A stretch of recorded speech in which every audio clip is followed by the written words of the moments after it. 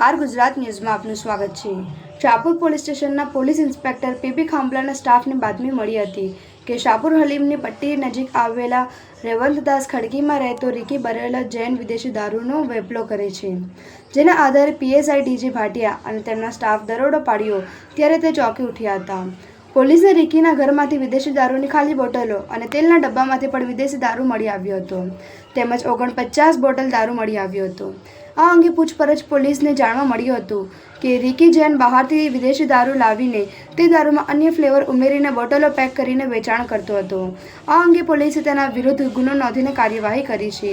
પોલીસને આશંકા છે કે આરોપી દારૂમાં કેટલાક કેમિકલ ઉમેરતો હોઈ શકે છે, જે અંગે નકલી દારૂના સેમ્પલ લઈને તપાસ માટે FSLમાં મોકલી આપવામાં આવ્યા છે।